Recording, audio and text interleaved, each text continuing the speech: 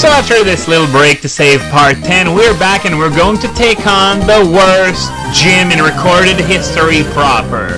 As I said, it's only Geodude after Geodude, so there's probably not much that's gonna happen there.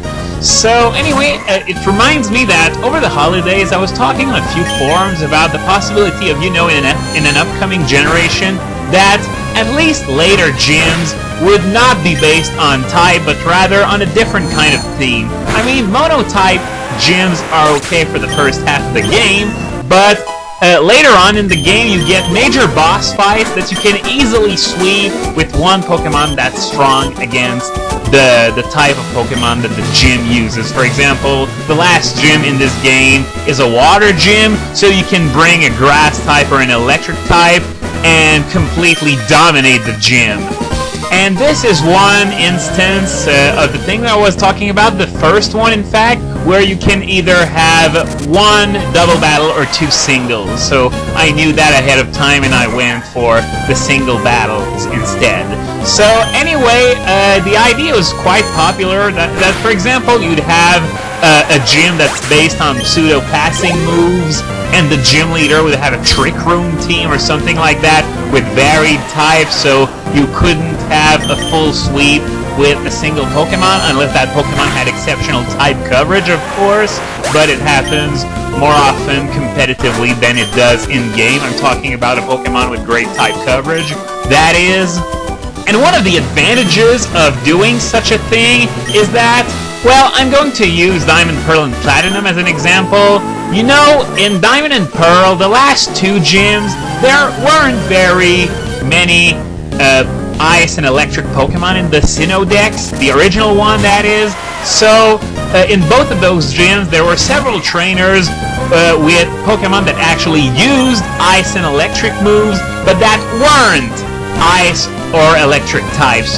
For example, you had a lot of Water types in Candace's gym, and you got a lot of weird stuff in the Electric gym as well, and both of the gym leaders, I'm not too sure about Candace. My memory is a bit foggy, but I'm sure that Volkner used the two non-electric Pokemon on his team. That is, he had an Ambipom and an Octillery on his team. And the same thing applied to Flint in the Elite Four. Back in Diamond and Pearl, there were only two fire types in the Sinnoh Dex. There were Rapidash and Infernape, and that was it. And he rounded out his team with Pokemon that could use fire moves, but weren't fire, namely Steelix, Lopunny, and Drifblim. But okay, now I'm gonna go back and heal my Rouse. Even though it hasn't taken a lot of damage, I still want to be careful just in case a disaster happens and it gets knocked out in one hit, and it could have been avoided by just healing those few HP. But yeah, it was frustrating to arrive at Candace's gym in Platinum and all the water types are gone. Now that we've got Swinub and Snorunt and Glalie in the Sinnoh Dex, what did they replace all the water types with? I mean, Snowrunts and Swinubs and Glalies. That was really one of the few things where Diamond Pearl was cooler than Platinum. In fact, I think it was about the only advantage Diamond and Pearl had. But if you've played both games, then you know perfectly well what I mean. So I'm gonna stop this for now because it's time for gym battle number 1 against Roxanne and her two level 12 Geodudes and a level 15 Nosepass. So let's get this started right away with the first Geodude. Rockhead, yeah, like it's gonna be useful. So how much is Confusion gonna do to that one? Oh, just barely half damage. Rock Tomb, ooh, that could hurt. Ooh, it did hurt a lot. And a speed drop on top of that. Well, I think I can survive another one, so I went straight for the kill, and that's exactly what I had to do. Bam, a level up. Congratulations.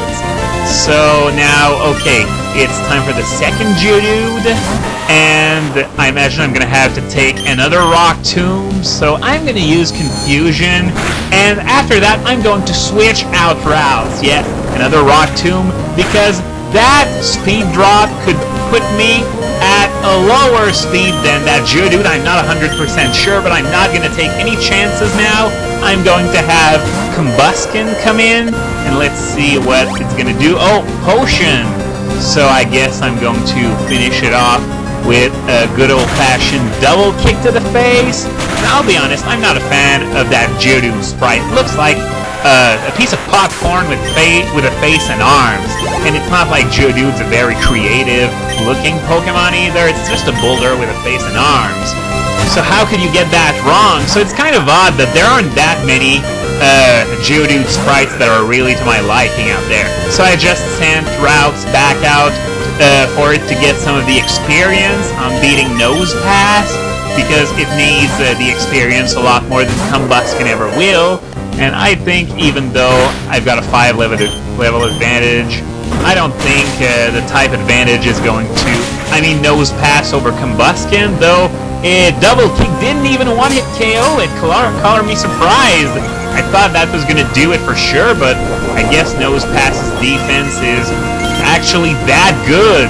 Okay, an Orange Berry, and oh god, another Potion. And now with that Harden it did, I don't think a double kick will be enough to KO it, but that Potion actually meant a free turn for me, so I guess I'm just gonna finish it off. Yeah, there we go.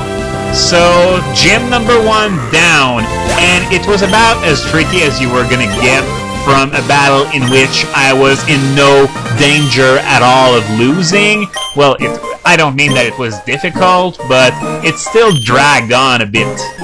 So anyway, it didn't really matter. I'm still getting the stone badge, the first badge for this game, and it's going to allow me to use cut outside of battle. But as I said, I'm not going to get my HM Slave quite yet. It's going to be a Tentacool. Okay, TM39, that should be Rock Tomb in theory. Yep, it's Rock Tomb, which is basically an improved rock throw that drops speed, but no one uses it anyway. Stone Edge and even Rock Slide are way better. So yeah, I'm going to use a Tentacool as an HM Slave, as I said, but I need the old rod to do that, so I'm going to need to Blitz to Dewford. And my lift to Dewford isn't available yet for a reason that we are going to check out in just a few moments, but first he asks me to check out my trainer card. We're gonna do just that, and boom! Badge number 1 acquired, and I have exactly $9,000 it seems, so I can't even do that over 9,000 Joe, because it's exactly 9,000. Talk about fortunate that I actually noticed it. And as you can see, it was Jack Spiro just here who took away the Devon goods from that Devon worker from before. And yeah, obviously I'm going to heal my routes because it's near death. I think it's got like 4 or 5 HP left. Of course, those speed drops aren't a factor anymore, but still, it was very close to dying, and I wanted to keep on gaining experience from the Pokemon that I'm going to face on Route 116 and in the Rust Turf Tunnel. And oh yeah, it was indeed the same guy. I wasn't too sure that it was the same Devon employee, but it seems that he is.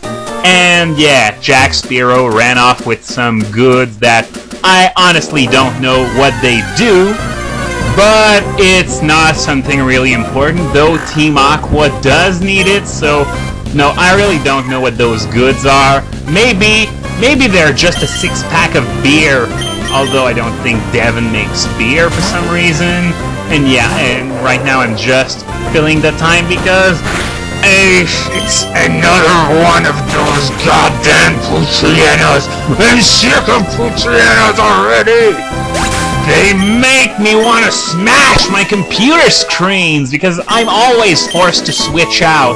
Oh, Sand Attack! Well, it's a most welcome addition since I'm not ever going to use Scratch again. Scratch is stronger than Peck, but I'm going to keep Peck instead because of the potential for super effectives. Not that it should ever matter because I have Double Kick and Ember, both stabbed on top of that. But still, it's not like it's a very important decision anyway. Sand Attack is quite an interesting debuff. There's one fight, I think, later on where it could come in handy. So I'm just going to finish off that Whismer, and in the next video we're going to confront Jack Sparrow and get back the Devon goods.